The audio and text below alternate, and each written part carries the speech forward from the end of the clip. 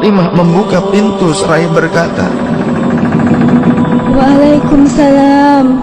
Maafkanlah aku, ayahku sedang demam. Lantas Fatimah membalikkan badan dan menutup pintu. Rasulullah sallallahu alaihi wasallam mendengar jawaban Fatimah. Seraya beliau bertanya, siapakah yang datang itu, wahai putriku? Fatimah pun menjawab, Tidak tahulah wahai ayah. Tak pernah aku lihat orang itu sebelumnya. Lalu Rasulullah sallallahu alaihi wasallam menatap putrinya itu dengan pandangan yang menggetarkan. Satu-satu bagian wajah mereka seolah hendak dikenang. Orang-orang yang berada di samping beliau dipandangnya dengan pandangan yang begitu tenang. Rasulullah pun berkata, ketahuilah wahai putriku, dia itulah yang memisahkan kenikmatan dunia. Dialah malakul maut. Dialah malakul maut. Maka Fatimah pun menahan ledakan tangisnya di depan ayahnya karena mengetahui ajal ayahnya sudah dekat. Lalu malaikat Israel dan Jibril datang menghampiri Rasulullah sallallahu alaihi wasallam. Akan tetapi Jibril tidak mau mendekat kepada Rasul. Jibril hanya menunggu di langit pertama. Lantas Rasulullah bertanya, wahai Jibril, jelaskan apa hakku di hadapan Allah Subhanahu wa ta'ala. Rasul berkata dengan penuh kelemahan. Lantas malaikat Jibril pun berkata, Ya Rasulullah, pintu-pintu langit telah terbuka. Para malaikat telah menanti kedatanganmu. Semua pintu surga telah terbuka lebar menanti kedatanganmu, wahai kekasihku. Namun kata Jibril tidak membuat Rasulullah sallallahu alaihi wasallam.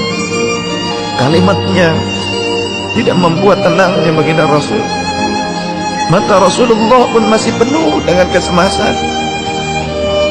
Kemudian Jibril berkata, apakah engkau tidak senang mendengar kabar ini, ya Rasulullah?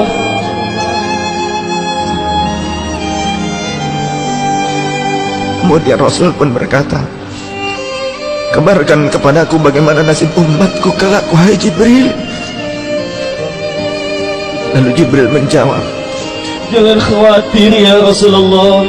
Aku telah mendengar Allah telah berfirman kepadaku, kuharamkan surga bagi siapa saja kecuali umat Muhammad telah berada di dalamnya. Detik-detik wafat Rasulullah semakin mendekat, dan tibalah saatnya malaikat Israel menjalankan tugasnya. Perlahan-lahan ruh Rasulullah sallallahu alaihi wasallam ditarik dari tubuhnya. Tampak seluruh tubuh Rasulullah bersimpah peluh. Urat-urat leher baginda Rasul menegang pada saat itu. Manusia termulia merasakan sakaratul maut. Perlahan-lahan Rasulullah sallallahu alaihi wasallam pun mengadu, merasakan rasa sakit itu. Dan Rasulullah berkata, wahai Jibril, betapa sakitnya sakaratul maut ini. Rasul berkata dengan begitu lirih. Fatimah pun memejamkan matanya, tak sanggup memandang ayahnya. Sedangkan Ali di sampingnya menundukkan pandangan semakin dalam. Dan ternyata Jibril pun memalingkan mukanya, tak mampu memandang Rasulullah sallallahu alaihi wasallam. Lantas Rasulullah pun berkata, ya Jibril,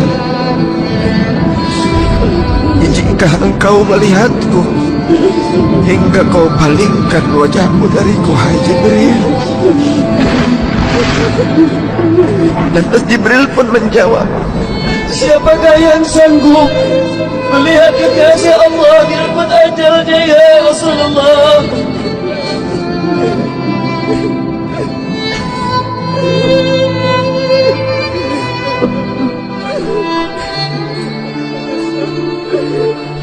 Saat kemudian terdengar Rasulullah sallallahu alaihi wasallam memanggil, karena rasa sakitnya tak tertahankan lagi, lalu Rasul pun berkata, "Ya Allah, dahsyatnya sakaratul maut ini ya Rabb. Timpakan seluruh siksa maut ini kepadaku atas umatku. Jangan pada umatku ya Allah."